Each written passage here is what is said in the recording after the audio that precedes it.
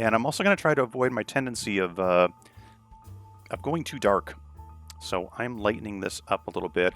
I mixed up some ultramarine blue with a little bit of magenta, a little bit of a raw sienna to gray it down. This be the sci-fi lighthouse that you talked about last time. Yes, indeed, Glendrop. I forget if you were the one that mentioned it. Someone did, but we're going to do the sci-fi lighthouse on a different world.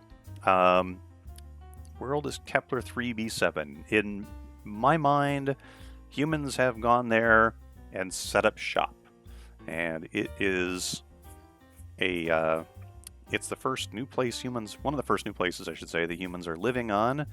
It is slightly larger than Earth, but has more water on it, so it's mainly islands.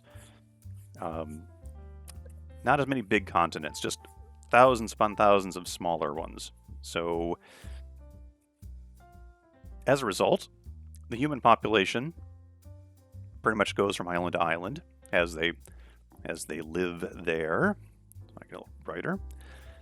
Thus, the need for futuristic lighthouses. Yes. So this is going to be a scene from that. All right. So I've got this kind of mid-tone blue that I wanted to use. This is actually really going to be fun. So I'm going to throw in a little magenta. As I get closer to the horizon, I want to lighten this up. And since I'm kind of going to be in the purplish blue tones anyway, magenta is a good mix for that. Another one would be yellow to lighten it up, but I don't want to go that yellow yet. So while I'm doing this, folks, for you watching at home, paint the sides of your canvas if you get a chance. And a good time to do it is when you're throwing a lot of the first paint down. So yay. Makes for a nice, more finished look later. I'm gonna keep working up the side up to the top here, and naturally we're gonna get darker as we get to the top of the painting. So just wanted to get as much of this down as I can. I don't mind going a little thick on the first. There's a danger if you thin your paint down a little too much when you're doing the first batch that it won't be a very good surface, at least with acrylic. So now that I got some down here, I'll work a little bit more in the middle. I kind of go a little darker at the top. I like I said, I kind of pre-mixed a combination of blue with a touch of this magenta that I used and a little yellow. So it's a little grayed down from just a straight ultramarine blue. I think that's it works well in the sky. A little bit more on the magenta side. As we get to the horizon, it's going to get a little brighter. I don't mind throwing in some hints of magenta, as if there's some thin, tenuous clouds that are catching the evening light. Oh, before I go too far into that, I kind of want to repeat this same color all the way down. We're going to have a little bit of water in the foreground, and what's going to happen with that is water basically reflects the sky. So there we go. Yeah, I thought I mixed up a crazy amount of this paint, and on this bigger canvas I'm using it faster, so go figure. Yay! Well, those are happy clouds. Yes, they're very happy clouds, Dave. They are comfortably unaware of all the shenanigans going on. There we go. So now I'm going to go in with a little touch of yellow here. And this is going to help me with the clouds. Hey, Dingo Martini, greetings! Am I using a retarder to slow the drying time? Well, I'm not painting in oils tonight, so the drying time's not as much of an issue, Dingo. I'm actually painting with acrylics. So the addition that I'm using is actually a it's a flow enhancer, and it actually makes it dry slower a little bit. So a little bit of the opposite. So I'm gonna just touch in some. Need sort of our ground here. So we're gonna we're going to say that there's a little bit of a... It's going to be on a little bit of a hill here.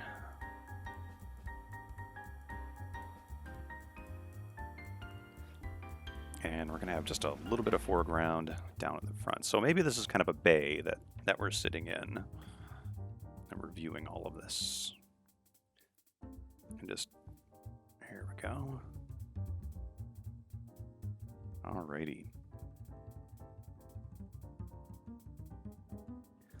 And because it's never quite a straight line, I just like to break this up a little bit. There's a little bit of a distance here going on. Bring that down. Just a little reflection of the... There we go. So now the nervous part. Putting in our futuristic lighthouse. There's actually going to be trees and some other buildings around here, but I'm gonna worry about the lighthouse part first. Okay. All right. Nothing but confidence, right? Holy smokes. I forgot what that thing looked like. I like the fact that it wasn't just a straight up and down lighthouse, so I'm gonna go with that. I'm just gonna kind of give it a... Oops. There we go. And a nice angle back down this way.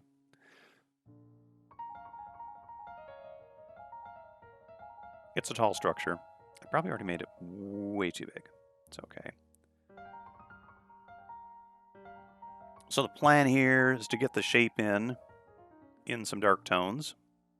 And there we go. And I'm just kind of I'm really just making all this up, so I don't really know what the shape of this thing is going to be. But you know what? Humans have gotten smart enough to get to this planet and populate it. And so I assume they're going to be able to learn how to build things that are really large. And I'm just going to copy John Harris with his cantilevered lighthouse structure here. So it's going to be a little bit of a classic take. Alrighty, there we go. I want this to be this sort of weirdly lonely structure. All in an alien world. And because it's not just going to be the lighthouse, and this, by the way, not just your standard lighthouse. This thing's huge, so it actually doubles as a few other pieces. But we'll have some small structures around. This is a bay on this planet. There's probably a port in and around it. We shall see. As we get going on this, I think I need another little sub tower up here. So this thing's going to be like, you know, the CN tower of Kepler 3b7. Cool. Alrighty. Getting that piece in there. At least. So I'm going to grab a rounded filbert here, because I like this where you can do sort of straight edge knife edge bits on it. Alright. Grab a little bit more of our blue, a little bit of black. Thin that on down there. And I'm just going to kind of bring in a few... We want this to sort of have, you know, even Stillwater is going to have a little bit of a pattern to it, a little bit of a breakout, a little, you know, waves going on. So just kind of do little back and forth S shapes, just to kind of get a hint of that, especially up close here. And since I've got that gradient matching the sky, it kind of works with the effect.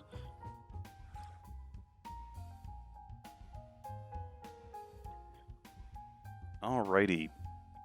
This is a little chaotic, maybe a little less so than I really needed it to be, but hey, you know, alien world, alien waves. Be kind of our lighter blue here. Actually, I think I'm gonna spread this out just a bit so we get that.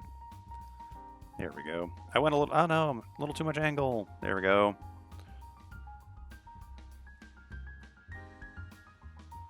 I've bent my horizon.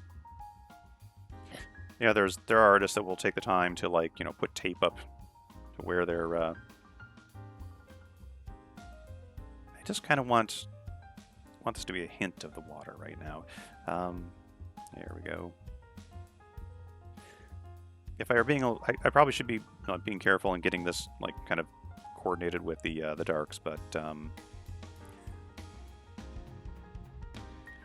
as we get closer to detailing the rest of it, we will have some opportunity to correct the highlights.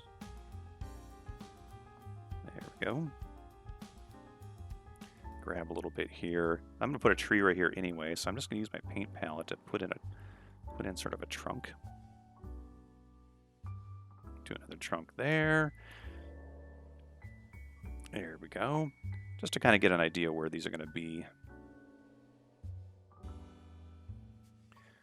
Actually, it's fun. You can get some real fun effects with the paint palette. I'm not going to do the whole thing with it, but I just kind of want to, since I have the paint on there. But I've got my little fan brush. This one's actually a textured fan brush, so I'm just going to we're going to put in sort of this crazy tree right there. Happy trees, right? This is where we get into the Bob Ross part.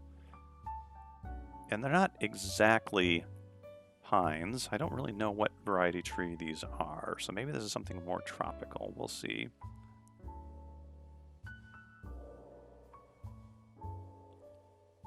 And there's going to be quite a lot of them, but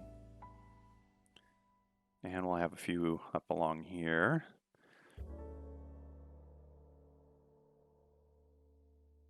Actually, I kind of lost my tree look. There we go. You can kind of grab it and paint this on the edge. You get these really great little random stipple effects. There we go. And this is really borrowing heavily from the whole look of John Harris's painting. So if artist John Harris decides he wants to watch this, yes, I'm stealing your painting idea. We're just doing it on Twitch. There we go. Happy little mistakes. Happy accidents, right? I've turned it into mint chewing gum. There we go. Too much white. Too much white, he says. Actually, some of what you're seeing there is the not just the color, but the here we go. Also the reflection from my light. It's just sitting just off here. Oh, these are some seriously bright trees. I don't think I like this as much. Okay, so I'm gonna bloom down a little bit. Darken it down there just to some. There we go. And I'm just trying to get the right sides of the trees because, you know, you're trying to capture the light hitting them. That, this one's really bugging me. I'm going to darken that up a little bit. There we go. So to give it some scale, I'm going to take just the edge of this and try to get some hint of these a little closer to the lighthouse itself. There we go.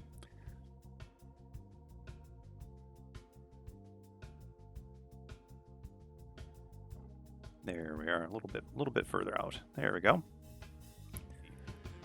This horizon is really bugging me. It's just not happy. So I'm gonna grab my flat brush again.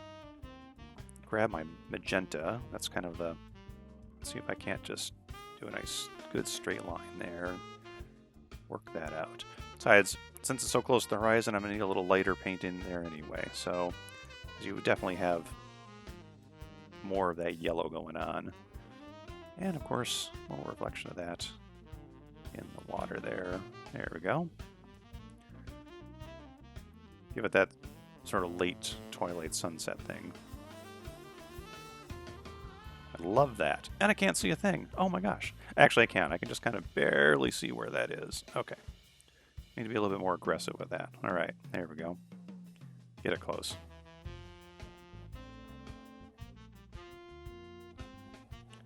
So we're going to be doing that, but this is going to be a much larger world. Yes.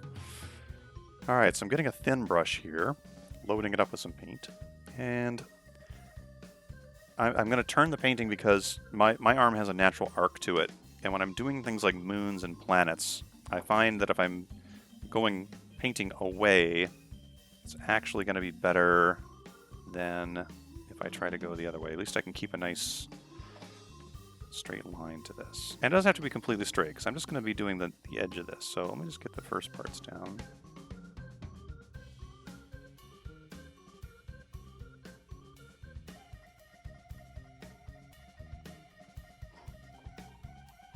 The other world doesn't have an atmosphere, so it's going to be, we're going to have a little hint of craters and such. And this might be the brightest part of it. Let's see. I feel like if I get this edge decent enough, then the rest of it will sort of paint itself, which is really nice. But yeah, we're going there. We're going there.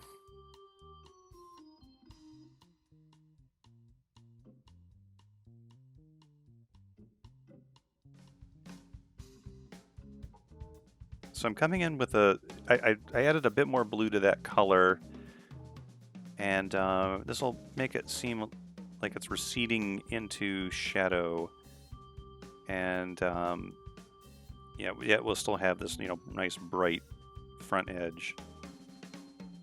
Working this up just a little bit.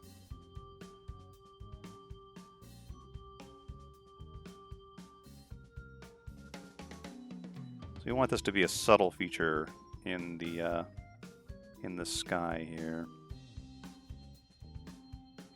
I'm not going to paint it through the clouds though, because in theory the clouds would be preventing us from seeing this edge.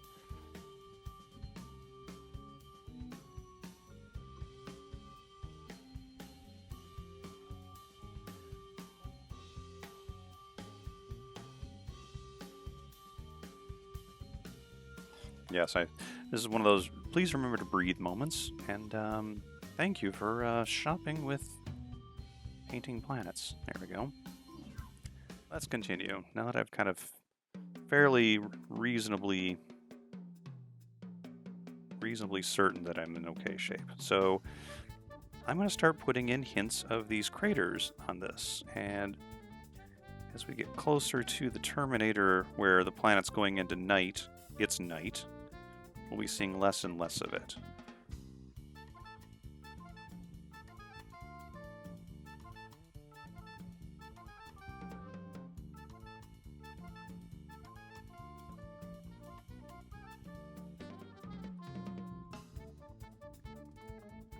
There we go.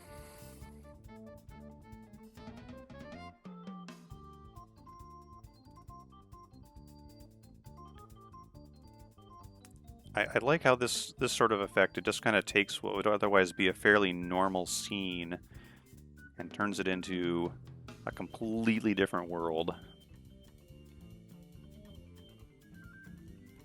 Lighten this paint up a little bit as we get back closer to the edge there. Then we can just noodle away at craters and little bits of stuff, mountain ranges. I'm imagining that the companion world is like a larger version of our own moon. And if anyone's watched the old Star Trek show, there's a really... They use this painting for Rigel 7 quite a bit, and it has a gigantic moon in its background. And it's always one of my favorite bits from the whole show. That painting was really cool. I actually did my own version of that painting a while back, and one of my friends from the model club bought that painting. And I'd like to do another. It was basically a gentleman named Albert Whitlock Jr., I believe. Junior, yeah. Did a lot of matte paintings for many movies. He was one of the more famous matte painters, and did some for the old Star Trek show. I've lightened up the color again, so I want to go another level up on the lightness here. Or do you think that's going to be too bright? No, I think it'll work out okay. So I'm going to just kind of highlight up the edge a little bit and a few of these details. Yeah, I think it's going to be good.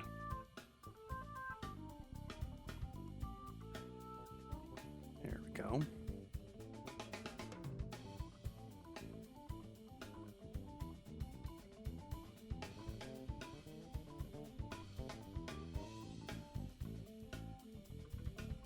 See if we can get some of that brightened up there.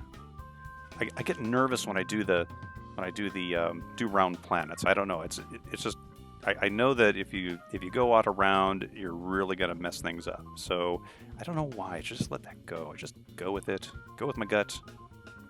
Get that piece in there. And the fun thing about this kind of thing is that you don't have to go too crazy with the detail. It's just enough to get some pieces in that'll say, hey, planet with craters. But it's one of my favorite times to look at our own moon is when it's got this kind of, you know, this crescent thing going on, because you can see so much detail. The shadows of the mountains really make it fun to look at. Not that I don't mind looking at the moon during the full moon. That's interesting too, but with the full moon, the sun's kind of just hitting it flat on, and just the details kind of washed out. But you catch it just at the edge, or any time that the shadow zone is crossing in front of it, you get these really great details. Right.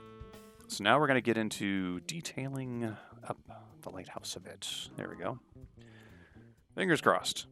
So the first thing I want to do, I'm not going to go too crazy with this, but I want to call out some shapes in here. It's a little too light. Let's see. Yeah, I wanted sort of a chalky blue for this. And looking at the leading edges here, that would be catching the light.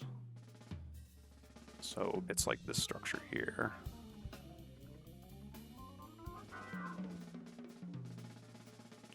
And I imagine there's a lot going on in this middle piece there. I'm not going to go all the way down this yet because that I'm going to need a flat brush for that. But this is a newer round brush I have. It's got this really weird pointy end on it that I haven't quite gotten used to yet. So I'll just we'll have fun with that. Alrighty.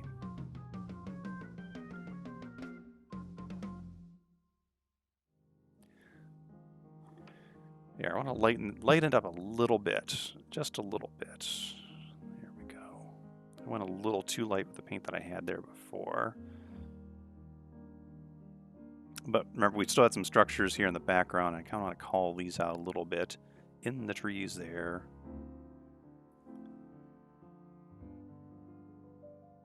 And I've kind of got sort of a range of blues and things going on here. So I'm just gonna. But I did want to lighten up some of these areas just a bit because I'm going to need to have some space to do the darks and the light details. So presumably there would be some towers going on here. There we go. That you kind of have to just like throw the stroke on and walk away and not come back and rework it in any fashion. And I admire the heck out of people that have that kind of confidence. I tend to come back and rework things probably way too often, but that's what you get with experience. And he's definitely a bit more experienced than I am, so there we go. That's what I wanted to be able to do. I wanted to be able to come in with this darker paint and drop in some shadows and things inside the structure itself. So there's going to be maybe some cutouts. There we go. All right. I've got a pretty bright, almost mostly white paint. So we're going to catch the edges that are just the side of the structure that's facing the sunset.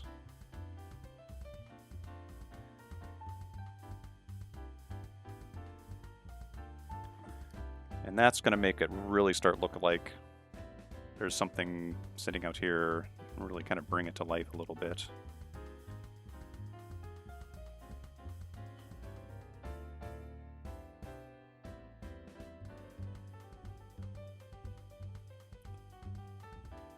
Now we just sort of have to, I want a little drier brush. I want to just craft the edge of this.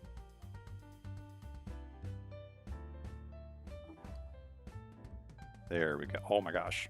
That's actually, I'm looking over the screen because it's a nice way for me to kind of look over and see what's going on with things.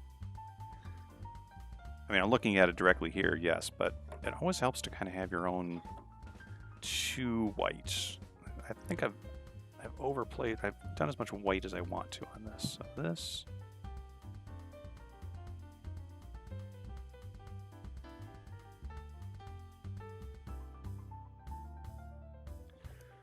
There we go.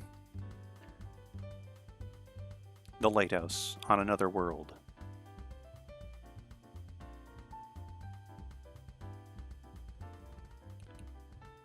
Just to give it some human scale, right?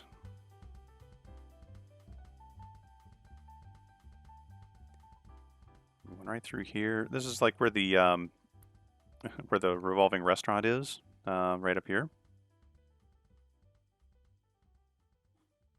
Yo.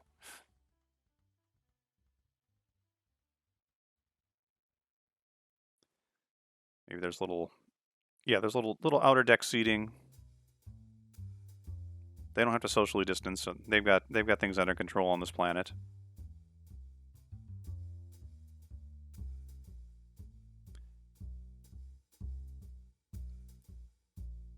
Oh yeah.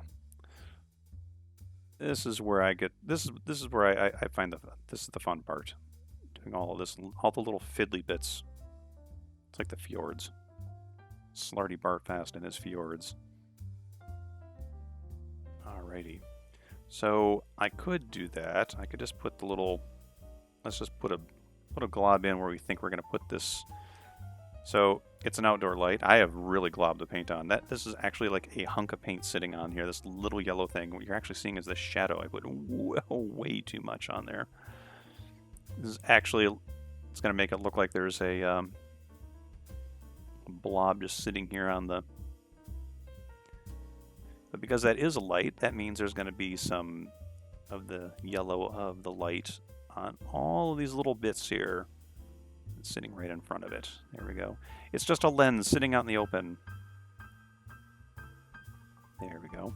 And because that is a yellow light, I'm adding the yellow to the rest of the structure here, just to sort of give it a hint of the shared light from that. Or titanium white, just for the middle there. There we go.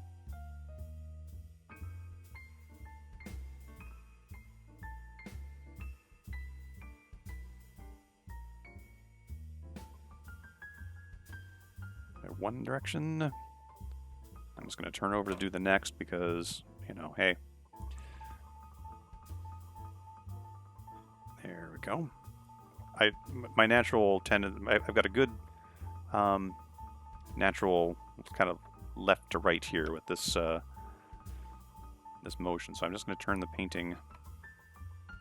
So I've got it. There we go. Doing this side. No sense making your hands go in a direction that's not going to be natural.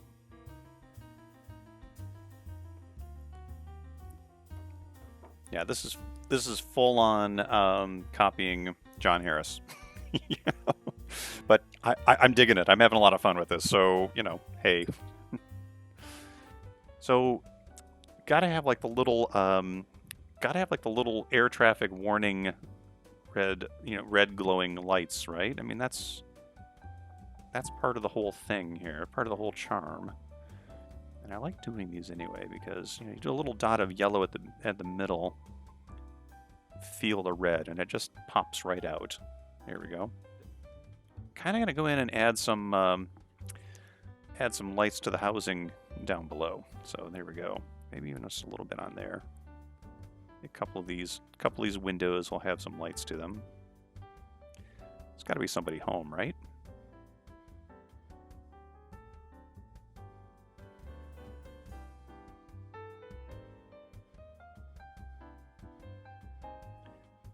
And these are probably just, you know, lights from buildings that are either there and on the ground. There we go. Have some back here in the trees. Why not, right?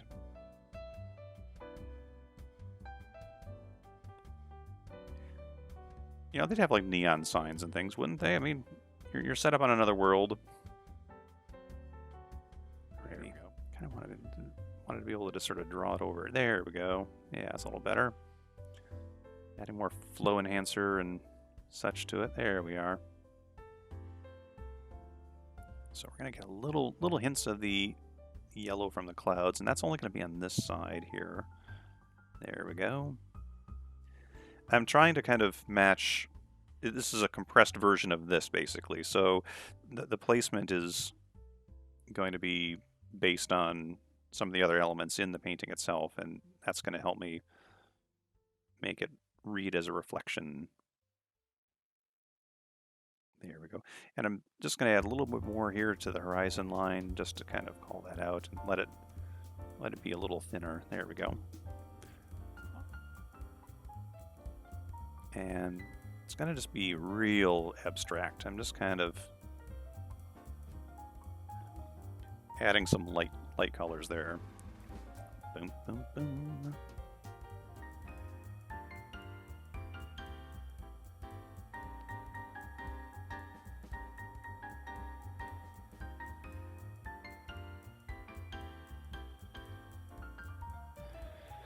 Probably overworked a little too much, but that's okay. You know, the other thing I'm just realizing, I didn't, what did I not do? I didn't do a, I didn't do a reflection of our tower. So it would actually have some of this going on. Well, we'll just rectify that now. We'll just take care of that, shall we? And because it's in the water, the refraction is going to be a little crazy. So I'm just going to kind of fill this part in just a bit between this and some of the lighter bits. There we go. Yeah, the effect is going to be such that you're going to catch little bits of dark there along with the light. There we go.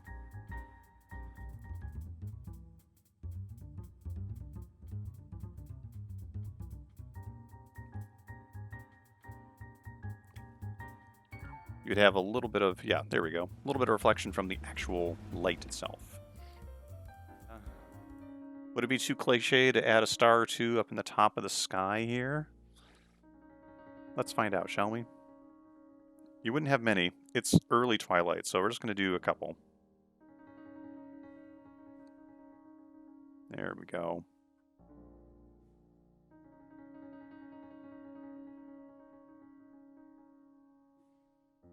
Tough call. Just add a few. There we go. Yeah. Now, I'm just going to kind of add a few highlights in the clouds here because now the paint has kind of had a chance to settle a little bit. I think this is going to bring up the drama just a touch. So I'm grabbing my yellow again. And yellow, especially acrylic yellow, is really almost transparent. So adding a couple of layers to it isn't going to be a bad thing necessarily. Just little touches here and there, especially down here as we get closer to the horizon. There we go. Gonna brighten that up just a little bit. Fun. Well, this might actually, and I'm sorry to say, this might actually end up being a very quick stream because I'm kind of to a point where I'm getting my signature ready on this one. I don't really know if I want to do much. I'm going to have to call it just because I feel like if I go much further on this, I'm probably going to just ruin it. So I'm just going to go ahead and throw the old nom de plume down there. There we go. Badly with my paint that's drying up. There we go. Yow.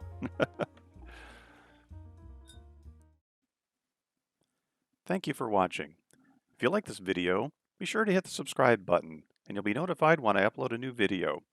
Also, catch my weekly stream over on Twitch every Wednesday night at 6 p.m. Thank you.